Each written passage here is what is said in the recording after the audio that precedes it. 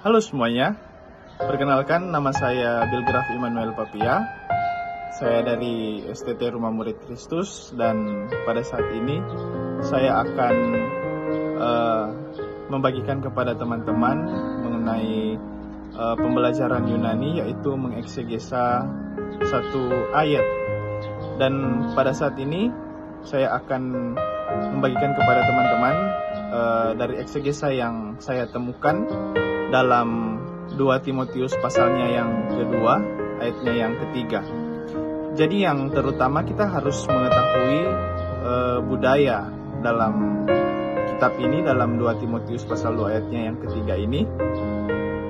Jadi penulisan ini atau latar belakang dari penulisan ini yaitu ditulis oleh Rasul Paulus, dan ini merupakan suratnya yang terakhir pada saat dia berada di Roma, di penjara pada waktu itu.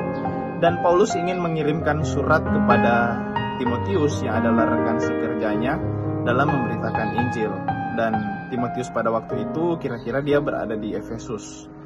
Nah, yang berikutnya adalah tujuan penulisan dari kitab ini adalah untuk menasihatkan Timotius agar tetap teguh dalam pelayanannya dalam pemberitaan Injil.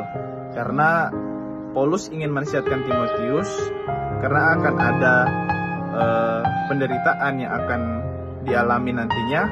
Timotius sudah dinasihatkan oleh Rasul Paulus agar dia menguatkan hatinya sehingga penderitaan yang datang dia dapat menanggungnya. Jadi yang berikutnya teman-teman adalah tahun penulisan. Tahun penulisan ini sekitar 66 sampai 67 Masehi. Surat ini ditulis. Dan kemudian adalah konteks geografis. Jadi konteks geografis ini adalah tempat penulisan. Tempat penulisan ini di Roma. Dan yang berikutnya adalah politik dan ekonomi, suasana atau konteks politik dan ekonomi pada waktu itu. Jadi berbicara soal konteks politik ini pada masa ini adalah di bawah kekuasaan Kaisar Nero, yang dimana dia terdapat diskriminasi terhadap masyarakat yang miskin dan masyarakat-masyarakat yang boleh dikatakan derajatnya itu lebih tinggi dari masyarakat-masyarakat yang lain. Nah, kemudian teman-teman di sini ada kepercayaan. Nah, kepercayaan pada waktu itu ada yang sudah percaya Yesus dan ada juga yang menyimpang, yaitu politeisme atau menganut beberapa tuhan.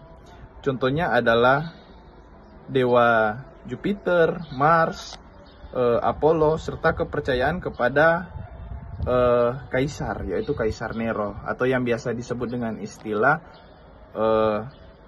imperial culture.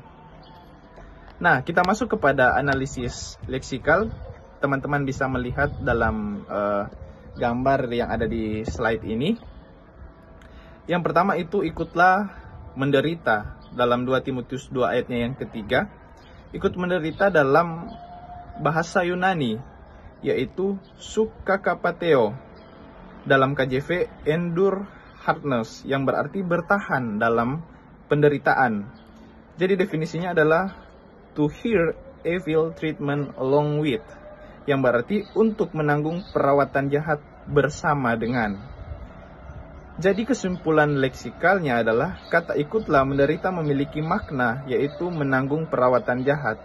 Jadi yang saya dapatkan adalah suatu waktu pasti kita akan ada dalam situasi yang mengganggu fokus kita, mengganggu kesenangan kita, bahkan ada di situasi titik benar-benar terhimpit dan kehabisan akal untuk maju lagi. Akan tetapi kita harus ingat, ada Tuhan yang bersama-sama dengan kita, sehingga dalam KJV tersebut dikatakan bahwa endure hardness.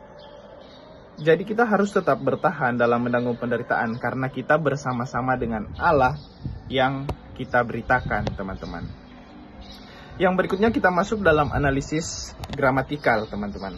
Jadi analisis gramatikal ini merupakan kata kerja, dan tense merupakan aorist, mood merupakan imperatif atau suatu kalimat perintah. Dan yang dapat saya dapatkan dari analisis gramatikal ini adalah bertahan dalam kesesakan adalah perintah. Jadi bukan hanya sebatas mengakui diri kita kuat, tapi tanamkan dalam hati bahwa kita benar-benar ingin setia kepada Tuhan, dan bukan hanya sekedar ajakan, tapi benar-benar kita ingin melakukan kehendak Allah dalam setiap hidup kita. Karena ini merupakan perintah Allah bagaimana kita harus bertahan dalam penderitaan.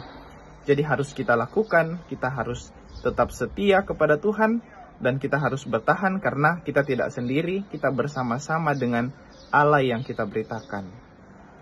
Terima kasih teman-teman, ini yang menjadi penjelasan saya tentang analisis leksikal dan gramatikal. Tuhan Yesus memberkati. Tetap bertahan.